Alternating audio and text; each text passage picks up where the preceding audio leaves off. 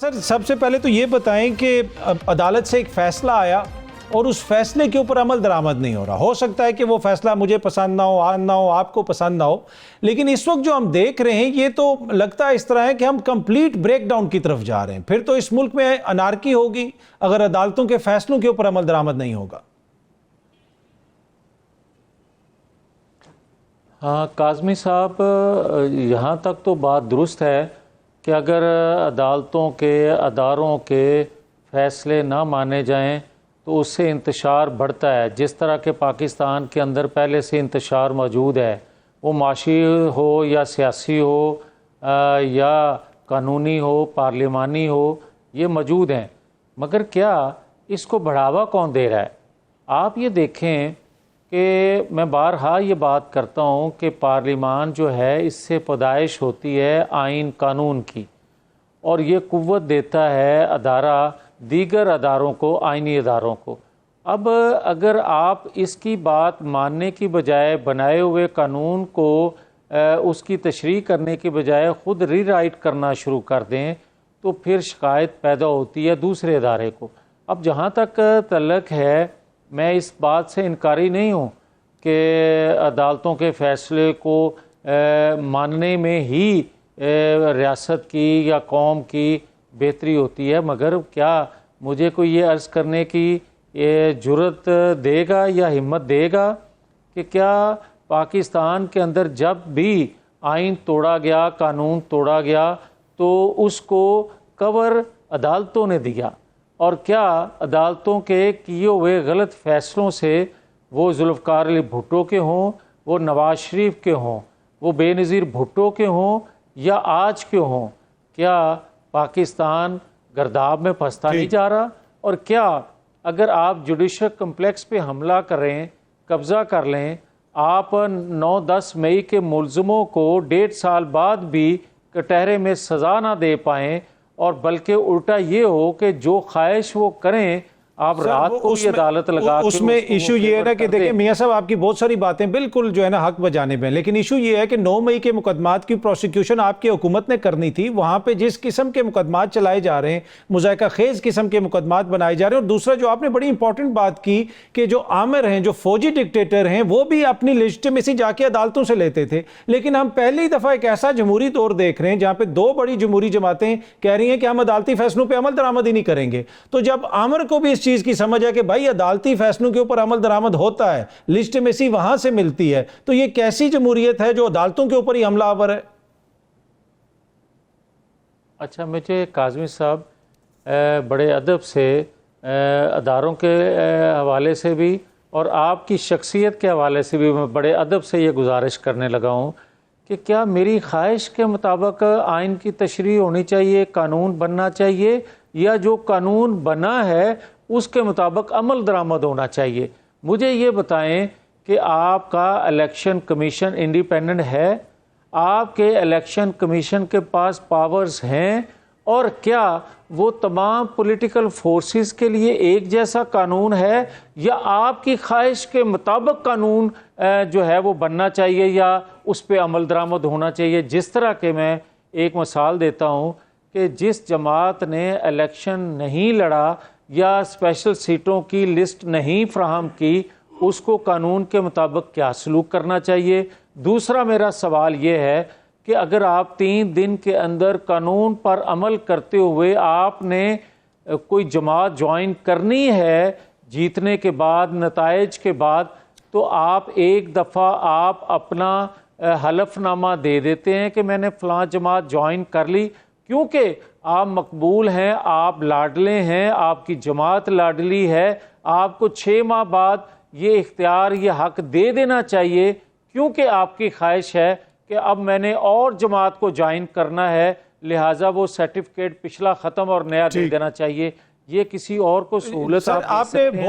بہت سارے valid question اٹھائے. ایک سیکنڈ کاظمی صاحب، پلیز کمپلیٹ کریں. کاظمی صاحب ایک سیکنڈ، کاظمی صاحب پلیز ایک سیکنڈ پلیز. میں آپ کی خدمت میں دوسری گزارش کرنے لگا ہوں، اور یہ میں بات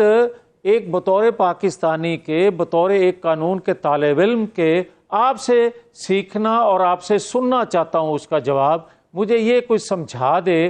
کہ بھائی ذوالفقار علی بھٹو کو کیوں نواز شریف کو تاحیات نااہل کیوں کیا تھا؟ اس لیے کہ آپ نے فلاں تنخواہ بیٹے سے جو لی نہیں لی، آپ نے وہ چھپائی، آپ صادق اور امین نہیں رہے، اسی لیے نا۔ آپ مجھے یہ بتائیں کہ کیا آپ نے ایک شخص اور کو، چلیں اس پہ آپ کو اعتراض ہوگا کہ وہ صادق اور امین تھا یا نہیں، میں کہتا ہوں وہ صادق اور امین نہیں تھا، ثاقب نثار کو علم بھی تھا، مگر انہوں نے سرٹیفکیٹ صادق اور امین کا دے دیا بقول قمر جاوید باجوہ کے، وہ پلے بوائے تھا، اس کو ضرورت تھی، آپ نے ایک سرٹیفکیٹ اس کو صادق اور امین کا دے دیا۔ مگر مجھے آج یہ بتائیں کہ ایک شخص ایک حلف نامہ دے رہا ہے اور آپ 6 ماہ بعد کہہ رہے ہیں کہ دوسرا حلف نامہ دے دیں، آپ کون ہوتے ہیں بھائی؟ اب خبریں اس طرح کی بھی ہیں کہ ہو سکتا ہے کہ شاید میاں نواز شریف صاحب کے بھی کوئی تحفظات ہوں۔ پہلی بات تو آپ یہ بتائیں کہ کیا میاں نواز شریف صاحب یہ جو آئینی ترمیم کا سارا اس وقت سلسلہ چل رہا ہے اس پہ وہ آن بورڈ ہیں، اور دوسرا آپ اس کو کیسے دیکھتے ہیں اس آئینی ترمیم کو؟ دیکھیں، جہاں تک آئینی ترمیم کا تعلق ہے تو یہ پارلیمان ظاہر وجود ہی اس کا اس لیے ہے کہ ترمیم یہ کر سکتی ہے وقت کے ساتھ ساتھ، مگر جہاں تک تعلق ہے آئینی عدالت کا تو مجھے یہ بتا دیں کہ کیوں نہیں یہ بننی چاہیے۔ وجہ کہ آپ دیکھیں کہ 58,000 کیسز پینڈنگ ہیں سپریم کورٹ کے اندر، اور آپ پچھلے 2 سال سے ایک ہی کیس سنتے ہیں، رات 12 بجے بھی اور چھٹی والے دن بھی عدالت لگا کے کہ ایک شخص کو یا یہ ترمیم پارلیمنٹ نے منظور کی ہے تو کیوں کی ہے، اس سے اس شخص کو نقصان پہنچتا ہے یا اس شخص کو فائدہ پہنچتا ہے۔ میں یہ سمجھتا ہوں کہ اگر پینڈنگ ہوتے جائیں گے کیسز، اگر میں بھی قیدی ہوں یا خدا نخواستہ آپ بھی جیل میں جاتے ہیں، آپ کسی جماعت کے سربراہ نہیں ہیں، میں کسی جماعت کا ممبر نہیں ہوں، تو کیا میرا قصور یہی ہے کہ میرا کیس جو ہے 6 سال بعد 8 سال بعد بھی لٹکا رہے، مگر کسی جماعت کے سربراہ کو یا کسی جماعت کے ممبر کو جس کو آپ کہتے ہیں کہ یہ مقبول ہے، اس کا 8 گھنٹے کے بعد کیس لگ جائے، وہ فائل کرے درخواست اور صبح کیس لگا ہوتا ہے؟ کیا میرا گناہ ہے کہ میں پاکستان کے اندر پیدا ہو گیا ہوں؟ اس میں سر مسئلہ یہ ہے کہ جو 25 کروڑ پاکستانی ہیں، سر دیکھیں جو 25 کروڑ پاکستانی ہیں نا، ان کے 18 لاکھ کیسز لوور جوڈیشری میں اس وقت پینڈنگ ہیں، اس کی کوئی بات نہیں کرتا۔ اچانک جب حالات اس طرف جا رہے ہیں کہ جہاں پہ آپ کو تھوڑی سی سپورٹ کی ضرورت ہے، آپ چاہتے ہیں کہ عدالتی سپورٹ بھی آپ کے ساتھ رہے، تو اس وجہ سے آئینی ترمیم اور آئینی عدالت کی باتیں شروع ہو گئی ہیں۔ وہ 18 لاکھ کیسز کا تو کسی نے ذکر نہیں کیا، 58,000 کیسز آپ سب سے زیادہ نظر آ رہے ہیں۔ پورے پاکستان میں سب سے کم کیسز پینڈنگ اس وقت سپریم کورٹ میں، سب سے زیادہ لوور جوڈیشری اور اس کے بعد ہائی کورٹس میں۔ یہ وہ تنقید ہے جو آپ لوگوں پہ ہوتی ہے سر؟ اچھا، آپ بجا فرماتے ہیں کہ لیکن تھوڑا سا اس کو اگر کی کریکشن کر لیں اس جملے کی کہ آپ کو آج یاد آ رہا ہے یا آپ آج کرنا چاہ رہے ہیں سپریم کورٹ میں، اس کو تھوڑا سا ریفائن کر لیں تو آپ کی مہربانی ہوگی۔ نہ بھی کریں گے تو ہم کیا کر سکتے ہیں؟ سر کر لیں آپ، آپ تو سب کچھ کر سکتے ہیں، جس طرح کی آئینی ترمیم لے کے آ رہے ہیں آپ تو کچھ بھی کر سکتے ہیں۔ یہاں کاظمی صاحب یہ بات آپ کی بجا ہے کہ 58,000 کیسز سپریم کورٹ کے نظر آ رہے ہیں، مگر 18 لاکھ لوور کورٹ کے نظر کیوں نہیں آ رہی؟ یہ بھی بات درست ہے، اس کو بھی ڈریس ہونا چاہیے، ہائی کورٹ کے پینڈنگ کیسز کو بھی ڈریس ہونا چاہیے، مگر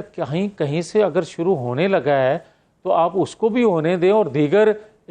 جگہوں کے بھی ضرور نشاندہی ہونی چاہیے، ان کو ڈریس ہونا چاہیے۔ اب آ جائیں کہ اب کیوں کیا جا رہا ہے؟ بھائی اگر مساق جمہوریت 18 سال پہلے ہوا اور اس میں ہم نے غلطیوں کی نشاندہی کی کہ جب وقت ملا یہ کرنا چاہیے، اور جب وقت گزرتا گیا، جیسے حالات بنتے گئے یا فیوریبل حالات نہیں بننے دیے گئے، آپ کو بھی علم ہے کہ پاکستان کے اندر حکومتیں کتنی با اختیار ہوتی ہیں اور کتنا وہ اپنی مرضی سے قانون سازی کرتی ہیں،